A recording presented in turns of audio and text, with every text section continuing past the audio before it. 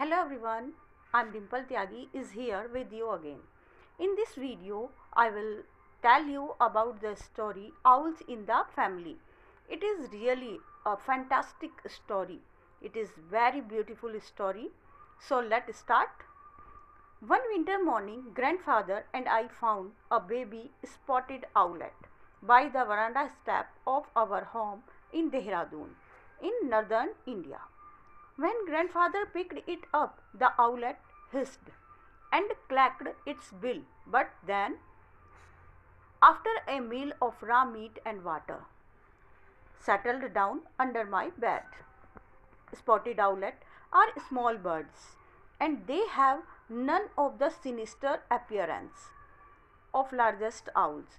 The owlet is not normally afraid of humans, nor is it strictly a night bird, but it prefers to stay at home during the day, as it is sometimes attacked by other birds who considered all owls their enemies.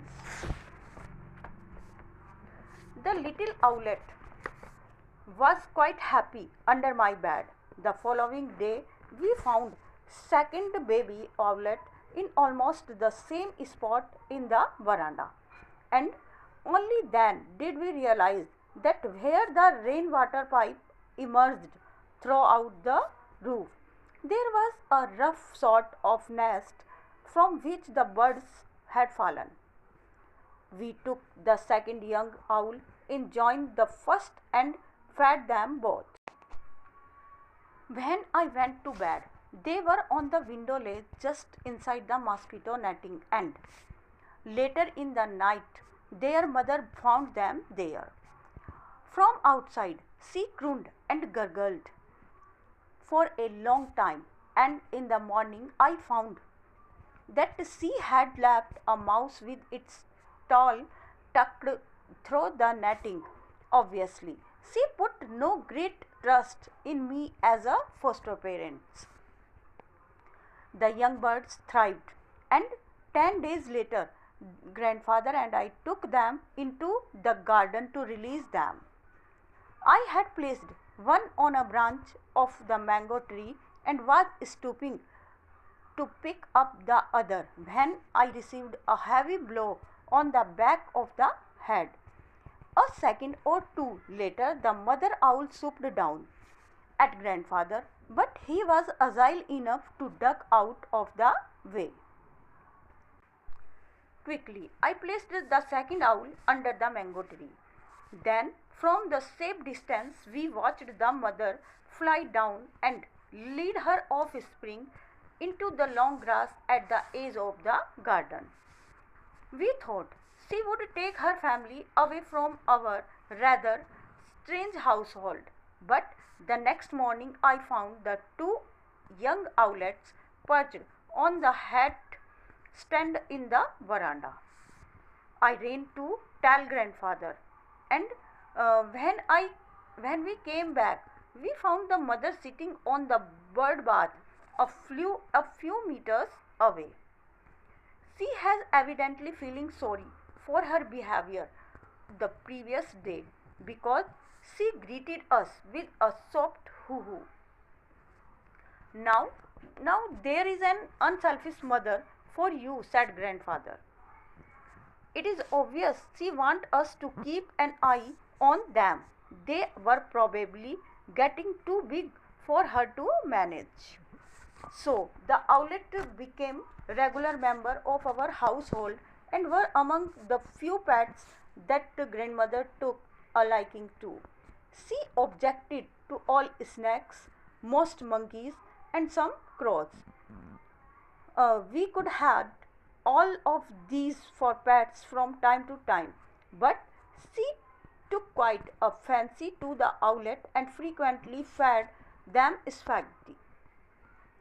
They seemed to like spaghetti. In fact, the owls became so attached to grandmother that they began to display affection toward anyone in a petticoat, including my aunt Mabel, who was terrified of Aunt Mabel would run screaming from the room every time one of the little birds sidled up to her in a friendly manner, forgetful of the fact that grandfather and I had reared them.